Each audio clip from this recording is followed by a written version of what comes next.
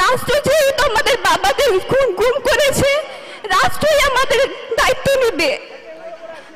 আমরা কেন এখনো এইভাবে কান্না করি? আসসালামু আলাইকুম, আমি রিধি। আমার বাবার নাম পারভেজ হোসেন।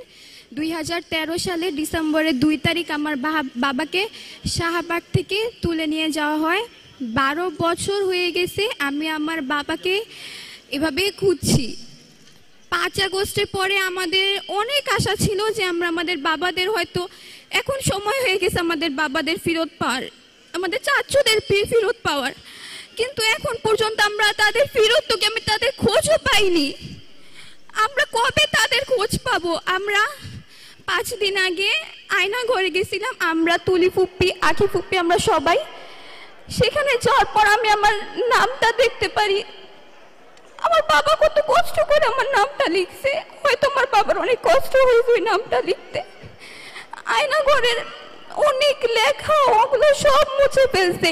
স্বৈরাচার সরকার তো নাই, তাহলে কে মুছলো এগুলো? আমরা কি আমাদের বাবাদের ফেরত পাবো না? আমরা কি স্বাধীন দেশে স্বাধীনভাবে হাঁটতে পারবো না? আমার ভাই কি আমার বাবার মুখটা দেখতে পারবে না? আমরা কবে বাবাদের ফেরত পাবো? আমাদের স্বপ্নগুলো কে পূরণ করবে?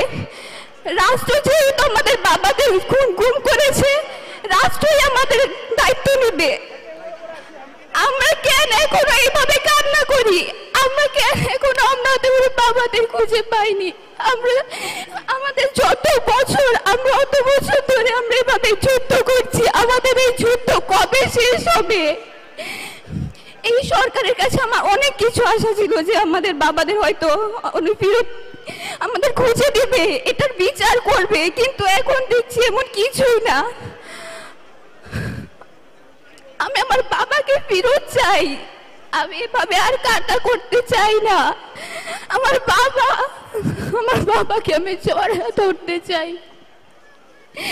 আমাদের সব স্বপ্ন কে পূরণ করবে? আমি আমার বাবাকে ফেরত চাই। আমি এই ঘুম শব্দটা দিয়ে আর থাকতে চাই না। এটা কেন নাম হয়ে গেছে আমাদের ঘুম? পারভেজের মেয়ে। আমি আশা করি তারেক রহমান চাচু আমাদের বাবাদের খুঁজে দিবে।